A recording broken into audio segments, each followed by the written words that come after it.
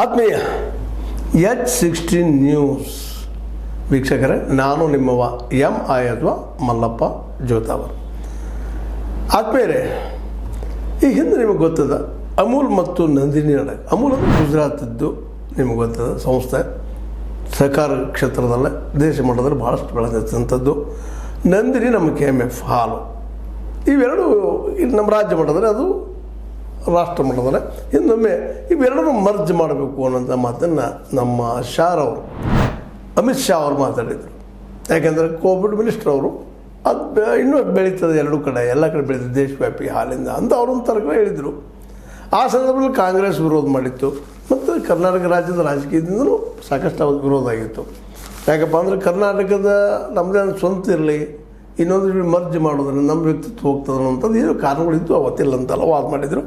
ಆ ಪ್ರಕಾರವಾಗಿ ಅದು ಅಲ್ಲೇ ನಿಂತ್ಕೊಂಡು ಹೋಗಿಬಿಡ್ತು. ನಂದಿನಿ ತನ್ನ ಸ್ಥಾನ ಬೆಳೀತಾ ನಡೆದು, ಅದೇ ಕಾಲಕ್ಕೆ ಅಮೂಲನು ಅದು ತನ್ನದೇ ಅಂತ ದಿಶೆಯಲ್ಲಿ ಹೋಗ್ತಾಯಿದೆ. ಈಗೇನು ಬಂದದ್ದು ಪ್ರಾಬ್ಲಮ್ ಅಂದ್ರೆ, ಮತ್ತೊಂದು ಮೆಟ್ರೋದ ಮಳಿಗೆಗಳಲ್ಲಿ 10 ಮಳಿಗೆಗಳನ್ನ ನಮ್ಮ ಈ ಅಮೂಲ್ ಅವ್ರಿಗೆ ಕೊಟ್ಟಿದ್ದಾರೆ.